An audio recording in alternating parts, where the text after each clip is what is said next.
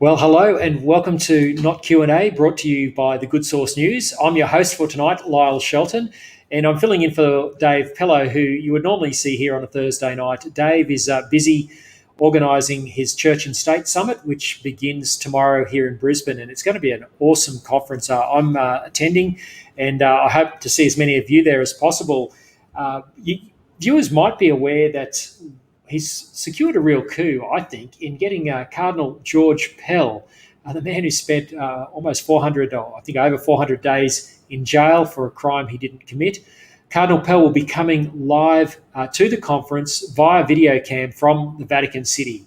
And he'll be talking about his discipline of church history, but I'm hoping, and I'm sure he will, touch on some of the events that led to his unjust incarceration. Other speakers include Senator Matt Canavan, Martin Iles from the Australian Christian Lobby, Carl Fays, Olive Tree Media, and one of my favourites, Dr. Stephen Shavora. There's many others, Wendy Francis also from the ACL. It's a terrific lineup, and I'm sure you'll really enjoy it. Tickets are available at churchandstate.com.au, even at this late notice. I notice on Dave's website. And of course, there's a live stream option for people who can't make it in Brisbane, anywhere around Australia. If you want to tune in and watch this conference, go to churchandstate.com.au. Well, tonight we've got a packed show. We're going to be on air for about an hour or so, and we're going to be looking at the left's war on women, this idea of uterus holders, pregnant persons. What on earth is all that about? We'll unpack it. US politics, we're going to touch on Joe Biden's loosening of the borders down there around Mexico. And we know what happened in Australia when that was done by an incoming government. We're going to talk about the vaccine rollout, to jab or not to jab. And the CCP declares the Five Eyes intelligence sharing network, of which Australia is a part of, as a group of white supremacists. Unbelievable. We're going to look at rape culture in Parliament House. What on earth is going on in the seat of our democracy? A little later in the show, James Macpherson, a Good Source regular and prolific writer for The Spectator Online, will also join us to talk about the latest things he's writing in The Spectator. It's going to be a fantastic show. Well, joining me now is Alexandra Marshall, the writer and author, aka Ellie Melly, and she's going to help me unpack all these issues. Welcome to Not Q&A again tonight, Ellie. Oh, well, thank you for having me. It is a pleasure to be here tonight. Well, when Dave allowed me to host the show, I could get whoever I liked, and it's great to have you, Ellie. Ellie, jab or not to jab? Where are you on the vaccine rollout? Oh, I'm always stood on any vaccine, not just COVID vaccine, but vaccines in general. It is a choice whether or not you choose to vaccinate yourself or your children. And I mean, I'm part of the group that have always been vaccinated. I've got pretty much all my shots as far as I know. Although we never get the flu shot because the flu shot is particularly unreliable. It has always been because of the way the flu virus works. It's only about 40% effective of a particular strain. And so generally speaking, if you're a healthy adult, you're better off getting the flu than getting a flu jab because at least you get your own immunity. So my point is not all vaccinations are equal. They're not the same type of thing. And when it comes to COVID, what the government is doing is using a rushed vaccine that has not gone through the normal, I think it's 5 to 10 years of long-term testing, which is a standard practice for all vaccines, especially the Gardasil one that I had for cervical cancer. It had to sit around for a few years and make sure that there was no nasty side effects. When you've got a vaccine like that, the last thing the government should be doing is surrounding that with any whisper of mandatory vaccinations, because that is a surefire way to make sure that you get maximum fear around the vaccination to try and hint that it might be compulsory or there might be rights taken off you if you don't have it. So my advice to the government would be, one, don't screw it up with doctors who are untrained giving the wrong dosage. That's not a good PR look. And two, that was a bad look today. Yesterday. Let it survive in the market. Yeah. Ellie, you mentioned, you'd be happy to have the vaccine. You've touched on the concern that a lot of people would have, and that is it has been.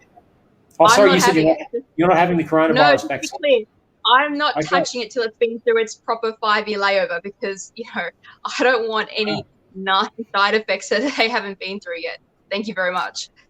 Yeah. Okay. Well, that's interesting because I've decided that I will take the coronavirus vaccine. Reluctantly, but the main reason is because I'm concerned that if I've got the disease and if I transmit it to someone else, I'm not worried about the health impacts on myself of catching coronavirus. I think from all accounts, it's something that's recoverable from. It's perhaps like a heavy dose of the flu and seems to affect people who have other comorbidities, who are aged and frail. But I agree with you, it has been a rushed vaccine, but I guess the governments have had no other choice. We've got to try and find an end to this pandemic, and probably the best way is to it's better than perhaps we can't wait 5 years of social distancing and outbreaks of this disease to have a vaccine. So I guess they've developed it as best as they can. They've tested it to the best of their ability, not with the usual rigour, but I think for most of us, we'd be quite happy to have the jab if it means we can resume normality, international travel, and the like. Well, here's the thing. You're not in a high-risk category for the major things that they're concerned about. As a young woman of childbearing age who's not yet had children, I'm the highest risk factor for the one thing they haven't been able to test and is an actual warning on the vaccine, which is fertility and effects it may have on future children. And the problem, they've actually advised pregnant people not to have any of the vaccines that they've created at the moment for COVID because of that specific reason.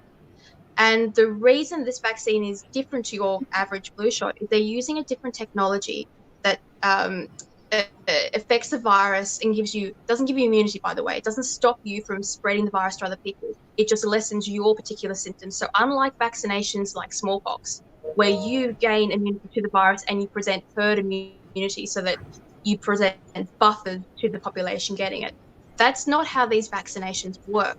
So you getting the virus the vaccine does not stop you transferring it to somebody else. It lessens your symptoms. And so the argument of herd immunity is still going to use it. Yeah, so if you're going to use the argument of herd immunity for a smallpox vaccine, fair enough, it actually works. So does the measles. That's how those vaccines work. That's not how these vaccines work. And that's why they are different. That's why you have to be, if you actually read what's going on, it's a different argument altogether, and the herd immunity doesn't actually work. That's interesting, Ellie. I caught an interview with Peter Collinon, the infectious disease expert based in Canberra. He was on Sky News today. He was saying that the coronavirus vaccine is about 90% in terms of its efficacy. That compares with 30% to the flu vaccine. Now, I've never had a flu jab. I'm with you on that. I don't see the need to. But he was very confident that the coronavirus vaccine would have a 90% efficacy. So it can't be, totally useless, or far from it. It matters what it does. It matters what it does. So what it does is lessen the symptoms for the person who has the vaccine. Mm-hmm. So your immune system is, for someone like me, I'd be 99.99% chance of not having serious repercussions from the from the flu shot. From COVID. Can't speak tonight. What this vaccine does not do is stop me from getting COVID. And it doesn't stop me from being infectious when I have COVID. And I can have COVID again after I've had the vaccine, which is why they're saying, we won't get rid of masks or social distancing when you've all been vaccinated, because you can still spread it. So if it was a vaccine like smallpox, like measles, like any of your other vaccines you normally have, they actually grant you pretty much a 98 to 99% immunity from getting and contracting the virus, which means you also cannot spread it. That is why the World Health Organization had to go and change the definition of herd immunity for the first time ever to correlate with this new description that they're using for the COVID vaccine, because it doesn't grant you to actual herd immunity as has been understood in medical literature for the last 50 or so years. So what are you saying then is the worth of the vaccine then? So they're trying to save lives by lessening. They're trying to save lives by lessening the impact the virus has on the individual. So if you're a high-risk category, say you're over 60 or you've got the health indications that might put you at risk of it, they're saying that you might have a 90% less chance of having serious repercussions from contracting the virus. Okay, but that's important, isn't it? Because that's important though, because that's where the overwhelming majority of the world's 2 million deaths from COVID-19, the CCP virus, if I can use that term, have been in that higher age group. Yeah, well, I'd rather call it the CCP virus because I don't have a beef with the Chinese people. It's the Chinese Communist Party, and I think they have some culpability, a lot of culpability. In fact, all culpability in how this spread all over the world. It's their lab. But that's another story. Screwed up. Their lab, they let people fly everywhere when they knew what they were dealing with. Xi Jinping knew that. But look, just to finish, so the worth of the vaccine is protecting the lives of elderly people. You're making a case that it may not be as necessary for young, fit, healthy people like ourselves, but it certainly is going to save lives in that older demographic. Yeah, so my point is the reason it's a personal choice is because it doesn't grant herd immunity, which has always been the argument for mass vaccination. So if you want protection, you go out and take your vaccination. That's fine. You can weigh up the risk to yourself, your own immune system, your age, your location, whatever, and decide whether or not you want that protection. For me, I see the risks of an untested vaccination on my particular circumstances higher than getting the virus at this point in time. But me not getting the vaccination does not impact the concept of protecting other people as far as herd immunity goes, because whatever I do, it won't stop me getting the virus and it won't stop me spreading it. The vaccine is more about saving high-risk people who choose to take the vaccination. Okay, well, so it's a different conversation to what people think they're supposed to be having. It is a different conversation, and there's a lot more to unpack there. We need to move on, Ellie. Before we bring James Macpherson in, I wanted to just touch on an issue that has dominated federal politics for the last couple of weeks, and that's the terrible rape of Brittany Higgins 2 years ago. And I don't want to go into all the detail in the who knew what, where, when. That's all been prosecuted. But I think there's something that the Prime Minister mentioned in a speech at International Women's Day today in Canberra, which got my attention. And he said, in this place, in the Parliament, we deal with so many of the consequences that start with a lack of respect. And he's talking about a lack of respect for women. And he says respect is where changing the culture, whether it be in this building and all of us who work here or outside the building, where we deal with the many consequences which stem from a lack of respect in the first place. And I'm going to posit something, and you're welcome to comment, Ellie, if you want to, but I think this goes to the heart of why we see so much sexual assault and sexual abuse, and it's generally men against women, overwhelmingly. And I think it comes down to a lack of respect for women in our culture. And I believe the sexual revolution of the 60s has a lot to answer for in terms of that, the pornography industry, how we've mainstreamed that, and how we seem to induct children even through their devices into this world of pornography and disrespecting girls and women right from the get-go. And to me, it's no surprise that we see so much rape and sexual assault when men are socialised into this view of women. And I think that might be perhaps what the Prime Minister was hinting at when he talked about a lack of respect. And I think that's the bigger issue here. And sadly, I think people like Brittany and so many others that have come forward from this same perpetrator, I think that's part of the problem. Your thoughts, Ellie? I'm going to give you a different answer. I actually write romance, so I don't really have a problem with that world. What I think there's three things that are happening. Romance is fine, but I don't think what happened to Brittany Higgins, where she was plied with alcohol by a bloke who then offered her an Uber ride home via Parliament House and then raped her on the couch, is romance. No, this is so. You said about society and cultural norms. So what I'm trying to say is I don't think that is the cause of our problems. I think there are a couple of different things going on. It depends which generation you're a part of. So my concern for the younger generation, the generation just below me, is that they've grown up in a situation where they're never told no. They're not allowed to fail, not even school. So they enter the world as adults without any mechanisms for dealing with someone who rejects their advances or they fail in their aspirations. And I think that's going to create a generation of increased sexual violence where young people don't know how to deal with relationships because they don't know how to deal with rejection. They don't know how to deal with failure. Well, So I and think you we'll throw see more of that. you throw pornography into that context. That's just petrol on the fire of what you're just talking about, isn't it? Well, not really. I think pornography more as a way of, it's just fantasy, and people have to enact their fantasies one way. And generally, people are enacting fantasies somewhere Well, online. a They're fantasy not was enacted perpetrating on it. Brittany Higgins in Linda Reynolds' office. No, that's reality. That's not, and you have no way of correlating pornography to what happened that to was Brittany the Higgins. perpetrator's fantasy to take No, advantage of a vulnerable woman. let me finish my last point. The second point is that society's social constraints around the way men and women interact have been broken down, and that's not a result of women having independence. It's a result of this. It was a separate liberation movement in society where they threw out cultural norms in general as a general concept, not just around women, but all kinds of social norms. And that has led to not only the death of chivalry, but there's no responsibility between social groups. So normally if someone did something wrong, their collection of friends or social groups, like it might be a church or it might be in their social class or at their work, would punish that person for not behaving properly long before it escalated to something as serious as rape.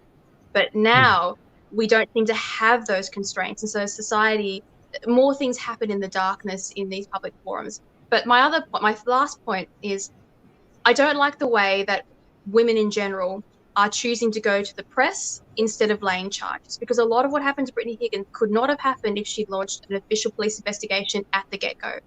So Yeah. if there had been a police lodge launch, then the things that followed on from that could not have taken place. And so I would encourage women to take out police reports so that men can't get away with it. There are no more victims after that fact. And I think if people start reporting abuse more often properly to authorities, there would be less of it in general. I couldn't agree more with you there, Ellie, and I certainly agree with you about the breakdown of our social structures. But we do need to, and that's, I'm not wanting to. There's so much more we could unpack in that whole conversation, but I think that's been good to just touch on that. We've got James Macpherson, just about to bring him into the conversation. James, welcome to Not Q&A tonight. James is a writer, former pastor, an international speaker, and he's prolific at The Spectator online. James, we really appreciate you joining us tonight. Hey, Lyle, great to be with you. And Ellie, always good to see you. Nice James, you're writing a lot in The Spectator. I caught the headline of your article, Booing at the Tennis, and I think it was one of the popular articles on the Spectator website. Tell us about that. We've already had a bit of a talk about vaccinations earlier, but I understand it's in relation to those comments at the Australian Open by one of the tennis officials. Well, it's just a great example of what happens when fake news is rudely interrupted by reality. The Tennis Australia chair, who was supposed to get a warm round of applause when she thanked the Victorian government for putting on the Open, was shocked when, instead of people warmly applauding Daniel Andrews and his government, they booed. And of course, everyone on Twitter, by which I mean the left, got very upset at the impertinence of people booing at the tennis. But of course, it was a great example of the cultural elite insulated from real people who have been greatly affected by not one, not two, but 3 lockdowns in Victoria. People whose only form of protest, having been arrested for making Facebook posts, having been moved on from public assembly, but for a moment they were allowed to gather together at the tennis. Dan Andrews would be regretting that. And if they ever run the Australian Open again, just as Time magazine said the US election was fortified, I'm sure the Victorian Labor Party will fortify the crowds at the Australian Open to make sure they're not able to express their true feelings ever again. And embarrassingly for the Victorian government, broadcast live around the world, Victoria, this gold standard of COVID response, and yet Victorians themselves hating it and demonstrating so, much to the surprise of Tennis Australia. James, do you think that was there was a bit of a sort of mass outbreak of rebellion there. Do you think that represents the feeling in Victoria towards Daniel Andrews? I mean, we're sort of led to believe in hashtag I stand with Dan. Is that an invention of the left, perhaps? No, the hashtag I stand with Dan is very real if you believe that bots are real people. Look, I've got a lot of friends in Victoria, and they can't believe that they are subject to harsh restrictions when Ellie and I are living in the land of the brave and the land of the free, that is New South Wales, where our Premier has been very measured in her response, unlike Daniel Andrews, who's seen every sneeze as a wonderful opportunity to impose his version of utopia. Now, Dan, let's be honest about that. Daniel Andrews can only do what he does because he's in Victoria. If Gladys tried to do that in New South Wales, she would not be able to control us. We are not so easily manipulated. So I think part of that is Gladys knows that if she said, oh, you've all got to go locked down, that we just wouldn't do it. I mean, I was in Sydney in the middle of one of the harshest lockdowns with mask wearing, and like literally no one was wearing the masks. And if they wanted to cough, they just sort of hid in a corner somewhere and just pretended it didn't happen. So I think she's got less control of the state than Daniel Andrews does. Are you saying that New South Welshmen are far more free-thinking people than the people in Victoria? I might be suggesting that. Certainly seems that way, Ellie. James, tell us about the other article, Madonna and the patriarchy. What's all that about? What is that about? Madonna complains that she's being crushed by the patriarchy. Well, she's worth $850 million. Give me some of that crushing. I'm happy to be oppressed by the patriarchy if it gives me $850 million, a mansion in Lisbon, a mansion in Hollywood, a mansion in London, and an apartment in New York. I would gladly have some of that oppression. I think Madonna understands she's not oppressed by the patriarchy at all. She's wealthy enough to buy the patriarchy. But Madonna's not silly. What she understands is that just as in the new normal, no one's going anywhere without a COVID vaccine certificate. In Woketopia, no one's going anywhere unless they can certifiably prove they are a victim. And so she's making sure everybody knows that she's had her share of victimhood and therefore should not be cancelled or treated badly, and deserves a free pass in this brand new world we've created where everything is about oppressors and the oppressed. And she's just making sure everyone knows she has been oppressed. Do you think anyone is sympathetic to her? I mean, obviously not. I mean, your article is poking fun at her. What sort of reaction did readers of The Spectator provide to that? Oh, come on, Dave. You're all clickbait. You wrote this because you wanted to knock me off that top 10 list. I'm onto you. There's a bit of competition here. It's very hard to knock Ellie off the top 10. Forget knocking you off the top 10, just knocking you off number 1. That's what I'm trying to do, Ellie. And so you're saying James is just writing.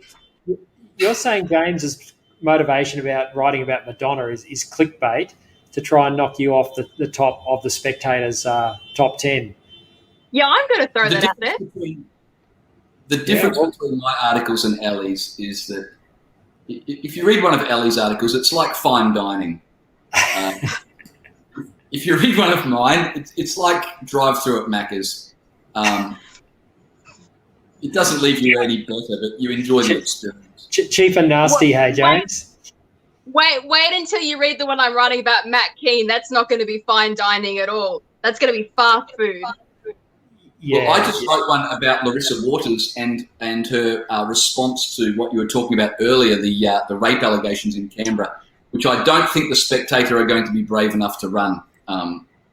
It's one of the few that I've written where there's no jokes. I'm deadly serious. James, I saw your tweet about that, and I've just forgotten the name of the woman, but this is the woman who alleged that Bill Shorten raped her at a Young Labor conference or retreat some years ago. Well, Green Senator Larissa Waters, she insisted today that quote, "Women do not lie about being raped." Now, when she says that, she, of course, is a woman who's lying, and for the most cynical of reasons. She made the comment after Peter Dutton described the alleged rape that you were talking about earlier as a case of she said, he said. And in response to that, Larissa Waters of the Greens tweeted, quote, "Women do not lie about being raped.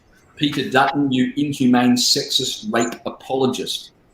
Well, what the senator said is demonstrably false, and she knows it.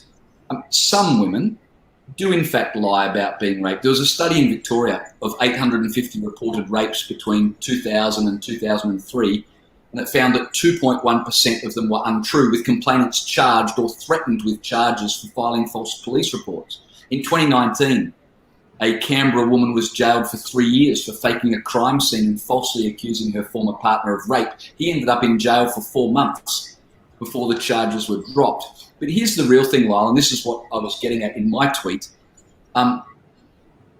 If Waters really believed that women never lie about being raped, she would have resigned from the Greens in disgust, because it was the Greens who just this month nominated Julian Assange for the Nobel Peace Prize. Now, of course, Assange was accused of rape in 2010, a charge he denies, and Swedish police have subsequently decided not to pursue it.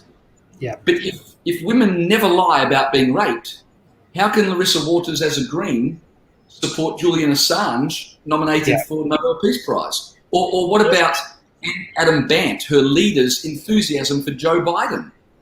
Biden was accused of rape. When did women have a status where we don't lie about things? I mean, we're human. We lie about all sorts of stuff. I mean, women have lied about killing people, rape, economic problems. Like, we lie about everything that men lie about. Where's the equality on the left? They think that women don't lie for any kind of gain. Of course some women lie. I thought that was part of the course. Everyone knows that. What a ridiculous fantasy to link to the purpose of social politics. Yeah, no, and James, your tweet called it out. By the way, we've got a comment from Bindi Cole Chocker, who's watching tonight.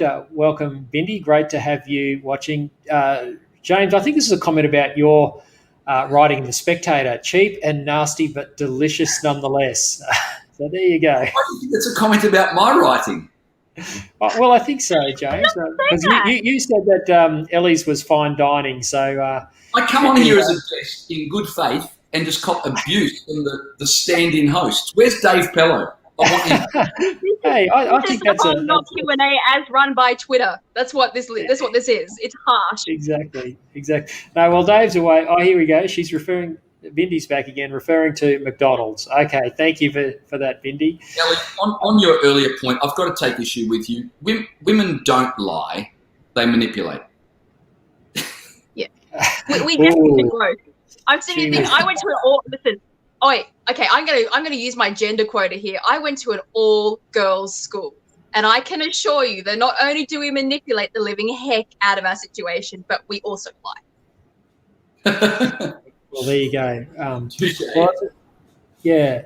James, we were talking earlier about the vaccination. Of course, that was part of the subject matter in your booing in the tennis article. Jab or not to jab, James? Where are you on this? I can't understand why I would want to have a foreign substance injected into my body when I'm being told, if I'm reading the press right, we'll still have to social distance. There'll still be travel restrictions. There may even still be mask wearing. I noticed that Joe Biden is making 25 million masks available even as they roll out the vaccine. Surely that's mixed messages. Unless I'm missing something I don't understand. I thought if you have the vaccine, you are vaccinated, so you won't get it. So I don't have any reason to be vaccinated until they say I can't travel overseas without it, and then well, I think that's going to happen, isn't it? You won't be able to get on an international flight unless you've got a vaccine passport, and I'd say they'll probably do the same with domestic flights. Well, they're not going to be able to keep it up though, because they can't possibly. The vaccines don't last that long.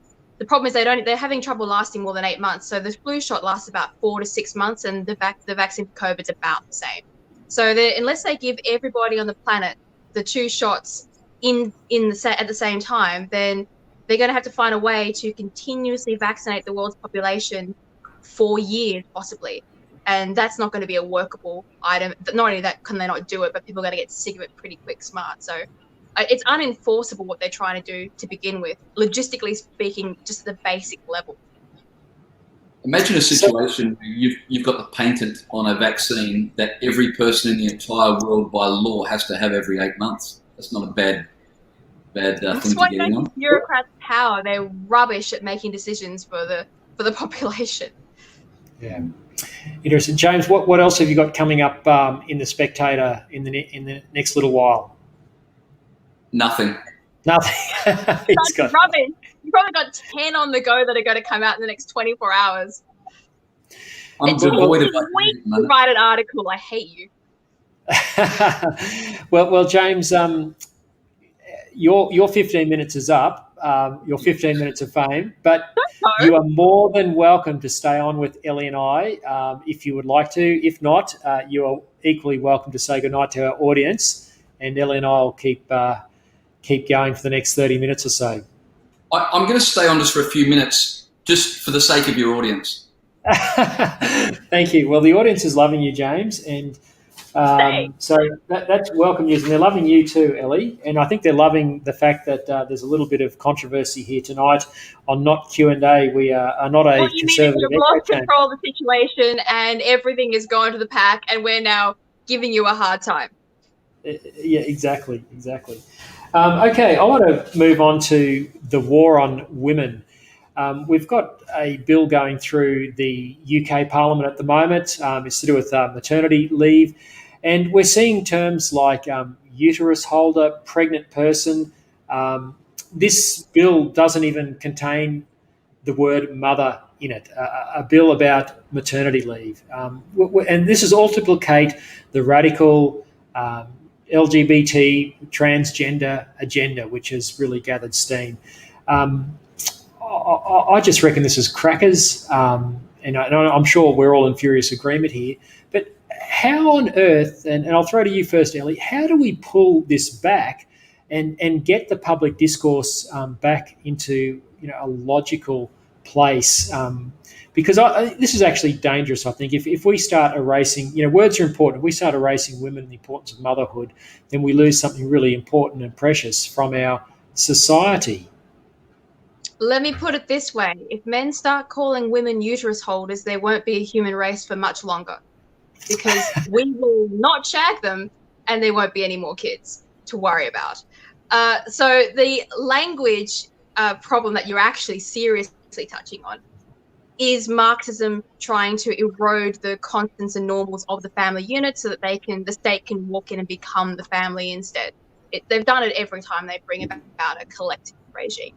And this is simply the next iteration of that. So all you do is refuse to comply and laugh in the face of anybody who starts walking around calling someone a uterus holder. This is the sort of thing where mass civil disobedience is what is required, because it's not really an action, it's speech. And speech cannot be coerced by the government. So refuse to comply. I've actually started in my pieces, I now put as many she's and he's in as physically possible. If I can refer to a country as a gender, I do it, because I am tired of this Marxist garbage. So who would have thought that Marxism is flying under the rainbow flag, James? Yeah, it's madness, isn't it? You've got to think the ultimate goal in this is to remove all language that can be used to describe the nuclear family. And the grand agenda, as I see it, is there are only two things that really stand between the individual and the state. They are the church and the family. And if you can remove the church and remove the nuclear family, then there is nothing else for people to give their allegiance to other than the state. And so I think that is the real issue. It's not concern for trans people. It's a concerted effort to remove any language and therefore remove any possibility of even conceiving of the nuclear family within the next generation. Yeah, they've also had to protect the lie that they sold as well. So once they started to say that there's no such thing as men and women, then they had to start protecting this lie by changing the language to fit their narrative. And so some of it is just the ever-escalating narrative that they've created that's out of control now because they cannot keep their story straight. So that's also another part of it that they've got out of control with. No, they can't keep the story straight. And look, I was involved heavily in the same-sex marriage plebiscite and in the years leading up to that, and we said this would happen.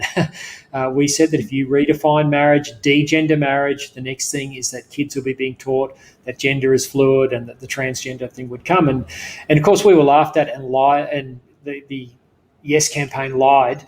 And it's interesting to me, newspapers like the Australian newspaper, which I love, it was all in for the Yes case, barracking heavily for same-sex marriage, as was pretty much all the media, all the mainstream media in Australia. And yet in today's Australian, the editorial is really pushing back hard on this trans agenda. And they can't see the irony, but they're saying confusing biological sex with gender identity and thereby devaluing the status of women is a folly. Well, this folly started with degendering marriage, in my view, and suddenly we're starting to wake up. 3 years down the track. Well, just to avoid being misrepresented, because I think there's an assumption here that we all voted no. I actually voted in favour of same-sex marriage, but like the majority of people who did that, let me put it this way: most of my friends are gay, and some members of my family are gay. Some of those are married. And the other thing is that they're all conservatives. So when they said yes to gay marriage, they literally meant two adults in a consensual relationship committing for legal purposes. My argument was always to the point that marriage should be an issue of the state between two consenting adults, and that the religious group should not have been forced into any kind of affirmation of the gay marriage, right? My point here is that society should have been very clear with that law and what was going through, that it was about that only, and it was not a gateway to the manipulation of children. Well, Ellie, that's what they said it was about, and I can understand people like yourself and obviously a majority of our fellow Australians who believed what they said. But of course, what they said is completely different to what they've delivered. I mean, they said there'd be no. And the politicians should be holding that to the spirit. They should be holding it to the spirit of what was intended, and they should have stopped any additional erasure of gender norms and the education in safe schools before it started. The only reason things like safe schools exist is because it was approved by politicians into the children's education. And so that has been let go. Yeah, I can see James is itching to get into this conversation. You go, James. You're going to attack me.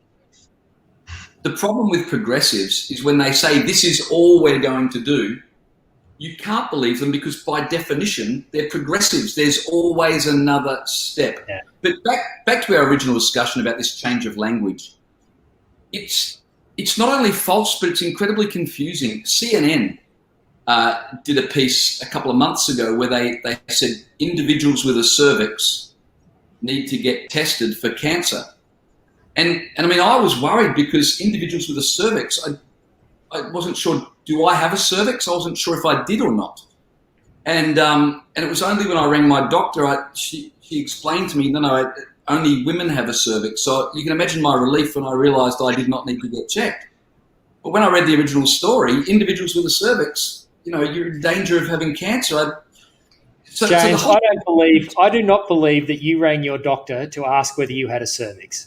How would you know? Lie. I'm calling that men lie. Just like women lie, James is clearly lying.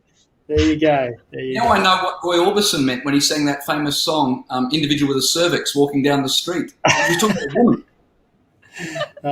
Dear.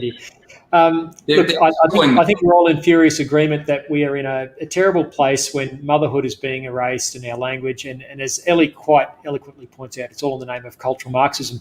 Speaking of Marxists, I want to move on to our next topic, and that is the Chinese Communist Party. We've already touched on them today, but they seem to be, in my view, in lockstep with our so-called progressive left, which is, applying us with this critical race theory, implying that we're all white supremacists. Those of us who are white, we have innate racism, whether we know it or not. And all of a sudden, out comes the Chinese Communist Party and says that the Five Eyes intelligence sharing group, Australia, US, Britain, Canada, New Zealand, that is an inherently white supremacist group. So you can see how the Chinese Communist Party is in lockstep in terms of its objectives with our radical woke left in the West in trying to take away our confidence as a society in who we are. And I think that's very serious. That was quite a stunning thing which developed today. Who wants to jump in on that? Go, Ellie. Well, the same Marxists who are keen to censor everybody do so because they understand that language is a weapon, and nobody knows that more clearly than the Communist Party of China. And when they use this idea of the Five Eyes are somehow racist or whatever, that is the same language that if you're not on board with Islam, mutilating little girls, well, you must be Islamophobic.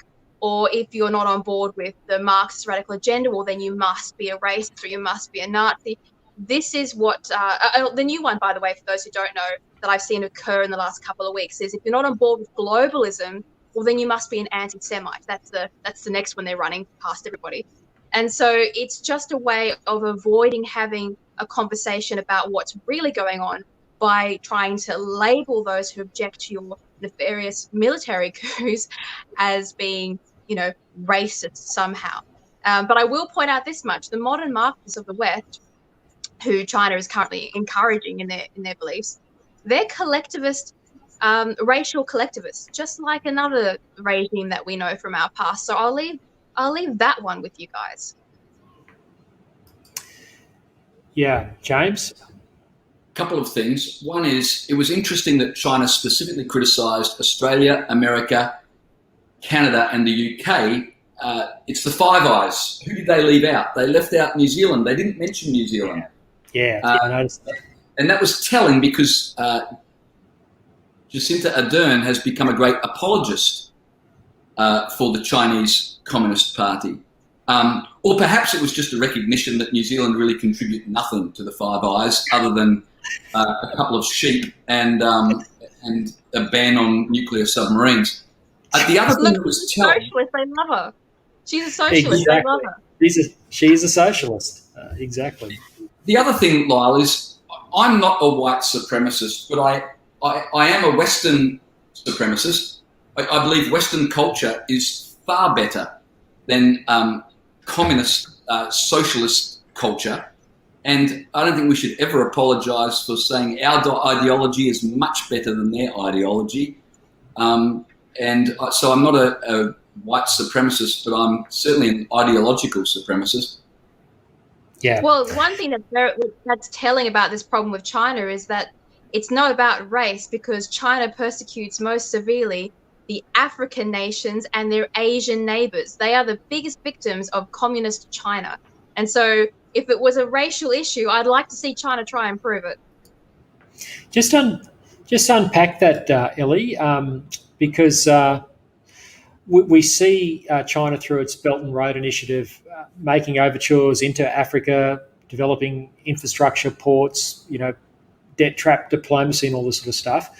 What's the basis on which you say that there's a racist element in the CCP's approach to these countries? Oh, well, it's not so much racial. China does have racism. So racism in China didn't come from communism. That was already there as part of their previous regimes, but they did weave it in and adopt it into the current communist structure. But with China, it's more about military control of the region, including resources and power structure. So I just recently wrote a piece for The Spectator, which James knocked me off the top floor, about India caged by China's belts and road. And it's about how India is the biggest threat to China's military expansionism in the world, because they are their natural competitor, and they also the only ones capable with a large land army in the Pacific Asia region. Now, what China's done is build all these hydroelectric dams in Tibet, blocking off India's rivers, as well as half of Asia's rivers, to make sure that any time they can just stop India's agricultural and basic services. At the same time, they've gone down to Africa and debt-trapped Africa, making these regimes that might be weak or socialist use their minerals and resources as collateral on loans they cannot pay back for Chinese infrastructure. So what happens is China builds these ports and and mines the country can't pay, and so then China reclaims the infrastructure they already built and had Africa pay for, and then ship out the resources on the cheap, which are then put back into building more military resources in Asia. Yeah. The point is, in doing that, they bought votes on the UN Council, which means that everything they do in Asia to do with how they're bringing India cannot be vetoed anymore because of the African votes. So China's influence on global politics is serious, and it's Five Eyes is one of the only things they got watching them, and they want to get rid of it. Yeah. No, look, and it's very serious, even closer to home than Africa and India. Of course, we've got Taiwan, but a couple of years ago, I was on a family holiday in Fiji, and I hadn't been there for many years, but the Nandi Airport International Terminal there is a magnificent structure compared to what it was in the 80s when I first visited Fiji, and it was built with Chinese money, and the Chinese are all over Fiji at the moment. It's a real worry. But India matters. If you talk to the people in cabinet in Australian politics, they believe that India will save Australia from a Pacific conflict. But India will not be able to because of what China has done. And that's crucial because we don't have a safety net, but our politicians think we do. Yeah, that's a really important point, actually, Ali, because I've noticed Scott Morrison tweeting about his friend Modi, I think is how you pronounce his name. But you're saying that the Chinese are trying to wedge India and draw them into their orbit in a way that means that they may not be the saviour for Australia in terms of alternative markets. Well, they've armed Pakistan, they've armed Bangladesh, they've basically got the alliance going with Russia. So even though Russia is a historic partner of India, China's making it very difficult for Russia to join that side. They'll probably abstain from a war if there ever was one. They've got the port in Sri Lanka, which is a big problem for India. And a lot of the Asian regions now can have their rivers cut off immediately, which means that current American friendly nations in Asia are now under direct blackmail with their basic water resource from China. So the friends that you think you have on paper can be cut off from their basic living conditions in 24 hours, which means they will not help because they won't be able to. So are we too little too late with the Quad that's recently been formed between the US, Australia, India and Japan? That seems like a good initiative in terms of pushing back on the CCP, but is it too little too late? And particularly with a weak Joe Biden in the White House as someone who is compromised to the CCP, as the Hunter Biden laptop has shown. But what's one of the first things that Joe Biden did when he's considering doing? He's considering lifting sanctions on Iran, which has nothing to do with Iran and everything to do with the China pipeline, which is the Iran-Pakistan pipeline, which China needs to solve its military problem as far as oil reserves for a hot conflict situation. And so Biden is doing the exact opposite of Trump, which is helping to continue empower Xi Jinping's military operations. Trump understood the danger of China. Biden is going to let it continue either for profit or ignorance or both. Who knows? I think it's a real worry. Just last weekend, yet again, we had Chinese bombers flying into Taiwanese airspace.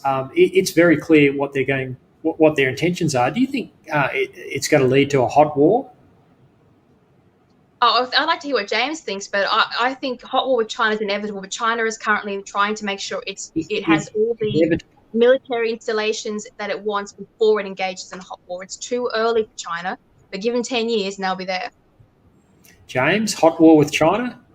Yeah, I think it's, like Ali said, I think it's inevitable. The Chinese media some years ago actually wrote about the fact that they will retake Taiwan and it will be a military exercise, which was a change of tone because for many years they had predicted Taiwan would be reunified with the mainland, but it would be peaceful. But I did note a couple of years ago they did talk about a military operation that would achieve it. And you've got to think that with the world currently in massive economic trouble, with America so divided, China will never have a better opportunity to retake Taiwan than in the next couple of years. And clearly, as you said, they're probing to see what, if any, reaction will come. And so far, no reaction at all. And so I think it's inevitable that they make a move militarily on Taiwan. If they do that, should the US intervene? And of course, if the US intervenes, inevitably, almost Australia will, given our history in supporting the US in global contests and conflicts, I should say, and of course the US alliance that we have, which we depend on for our defence. I just wonder whether Joe Biden might squib this one. The danger I see, Lyle, is if America don't come to Taiwan's defence, the American alliance becomes which country would then think we can rely on America to keep us safe. And so I think if America failed to defend Taiwan, that throws the entire world order as we currently know it into chaos, and who knows where the chips fall. But one thing's for sure, the days of counting on America are over, so cut your deal with China and, do your best. I thought it was reprehensible. Let's look at what Trump wanted to do, because as James correctly said, war with China will be inevitable unless they are disempowered to the point that their own internal political struggles prevent them from engaging in a hot war. Now, what Trump saw this early on, and I know people give him shit, but on this he was completely correct. He was trying to disempower China's regime by withdrawing a lot of America's wealth and money and industry from China, whilst also making America self-sufficient, in the hope that that reduction of economics would plunge the CCP regime into a situation where its own internal politics would prevent it from expanding outwards. And that is a lesson that we should have learned from World War II, which is you don't allow a regime that's determined to acquire new land and expand in a violent fashion. You don't let them continue their plans and then launch their attack. That's the worst thing you can do. If you miss the opportunity to disempower them, then you have to go into conflict as early as possible so they're not ready. If China's allowed to complete all of its plans and then launch a hot war, then the world is going to be embroiled in a conflict it might not actually win. Yeah, well, apart from Donald Trump, what has been done to push back on China? When Biden was in the Obama White House, he was the one who had carriage over China policy, effectively let them militarise the South China Sea. So there's only been sort of 4 years of resistance. It doesn't bode well. And I think, James, you put it very well. If the US doesn't come to Taiwan's aid, what then for the international order? What does that mean for the Australian-US alliance? I mean, our defence is built on that alliance because we cannot defend ourselves. Fortunately, we've got the New Zealand Foreign Minister offering to act diplomatically on our behalf. So I think if America abandoned us, we would immediately go cap in hand to our betters in New Zealand and say, look, we really need your help here and your diplomacy skills. They don't even have an air force, James. No, dear idea. If Taiwan is invaded, they reckon it'll take China 3 days to take Taiwan. Taiwan is the Poland of the Pacific at the moment. If anybody makes a move on Taiwan, the world would have to show without a doubt that that is unacceptable and China is not allowed to take sovereign nations by force. And if that point is not made then and there, it will be a significant problem for the rest of the world's countries. And it might not be a pretty scenario, but it's fundamental that the point is proved. Well, Ellie, if Taiwan is the Poland, I think Hong Kong has been the Austria, so we are well down the path. The warning bells are ringing, I think. That's very alarmist. Yeah, go on. Well, Hong Kong is indefensible, so you can't. China knew very well that Hong Kong was Austria. Without China. Yeah, so in the case of Taiwan, it is a sovereign independent nation that can be defended and should be. Yeah. Well, just still on international politics and the Biden presidency, it's been really fascinating to me to see him loosening the border policy that Donald Trump had put in. Trump, of course, stormed into the White House in 2016 with the mantra of build the wall. He said he was going to get Mexico to pay for it. I never quite really was sure how that would happen. I don't think it did happen, but he built many hundreds of miles of wall. It's certainly not completed. But one of the first things Joe Biden has done is he's got an immigration act. That's not the correct title, but it's some sort of it's going to provide amnesty for millions of illegal immigrants. He's stopping the deportations. The cartels are starting to bring people across the borders now as we speak. The Border Patrol people are not manning their posts. They've been told to go home. Construction has stopped in places like El Paso. And we see caravans forming in Central America because people are logical and they're going to go to where they can get a better life. And who would blame them? But, of course, Australians have seen this movie play out. John Howard gave us strong borders. Labor came in and undid that. And, of course, we saw a disaster, 1,000 people lose their lives, and great expense and pain and effort to re-secure our borders. America is going to go through this, I think, on in the same way, but on a much grander scale. You know what Biden's done? He's gone onto Amazon and ordered himself a couple of 100 million new voters, and now they're arriving via the post. Well, that's what I thought too, Ellie. But where did Trump, pick up some of his biggest support? It was amongst Hispanics in the Rio Grande Valley, and these are people who, they probably got to America as illegals, became citizens, got jobs, and found that under Trump's policies, where he stopped a lot of the illegal immigration and therefore decreased the labour supply, their wages started to go up, and they started to find themselves becoming more prosperous, and they could see the importance of strong borders, and they voted for Trump. So maybe, it may not work out well for Biden. They did it the hard way. They worked for their rights. Whereas the people who are coming in now under Biden are being paid welfare in exchange for a Biden vote. And that annoys migrants who worked hard to build a life. So, of course, and that happens in Australia too. Migrants and some of those would have been illegal migrants, yeah. Pardon? So some of those people who are now voting for Trump would have been illegal migrants. So there's probably some hypocrisy here, and self-interest. But nonetheless, I just wonder whether it will translate into votes for the Democratic Party. I would have expected to have seen that at this election, but we didn't. Everything you need to know about the Democrat Party can be summarised in this. They want to tear down the wall on the border, and they've erected a wall around Washington, D.C. That tells you everything you need to know about the Democrats. Yeah. No, that's ironic, and that's a whole, another issue that they're trying to create a situation where people are fearful of so-called domestic terrorists, and that's a bigger threat to the country than anything else. And it's a poke in the eye to the Trump supporters. So I can't see this ending well. It didn't end well for Australia. You touched on hypocrisy. You touched on a good point, the hypocrisy, and that is that, the world and history is full of hypocrisy. But like it or not, and for right or wrong, as countries grow, they eventually put an end to unmitigated migration, because as a nation builds an idea around itself and a philosophy and legislation, and it starts to fill up, then borders are a necessity in order to preserve what the people who built the nation have put into practice. And so you can't have people pouring in forever, living off what others built. And that's just how civilization works. It's how it works in every country, including Mexico, which you can't just rock into whenever you want to and live off the system. And so whether this is something that the left struggle with, we are not an open border socialist utopia of complete slavery to the big state.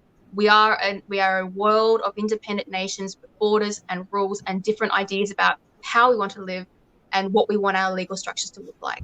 And borders are a part of that. And Joe Biden doesn't care, neither do the Democrats. They want to be elected into power. If they can't win the American people over because they've got bad policies, they'll order some in from the next country over. And that's why I think Donald Trump or someone that he nominates will take back the White House in 2024.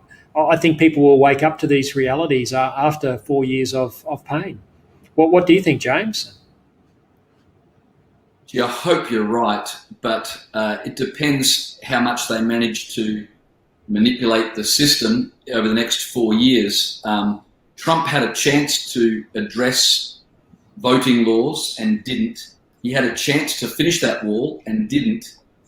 Some of what we're now seeing is a result of Trump's failure to act when he had the chance. And this is a problem with conservatives. The difference between conservatives and progressives when they get into power is that progressives actually do what ideologically they want to do, whereas conservatives sort of, we're trying to be nice and trying to be kind. You don't see Joe Biden mucking around at all now that he's got power. And so I hope you're right, Lyle, but it remains to be seen just how much the Democrats can do in the next 4 years to make it, as Ellie said, very difficult for a Republican to get back in. And on that note, you mentioned domestic terrorism. If I don't go at this point in my own home, I will be accused of domestic terrorism. So, thank you, James, because I was looking for a way to wind this up. I said we'd go for an hour. We have gone for 1 hour exactly. Look, that's been a fantastic conversation tonight. We haven't agreed on everything. That's good. There's been a few sparks flying, all in good nature. James, thank you for holding and being so generous with your time for the last half hour. We really appreciate that.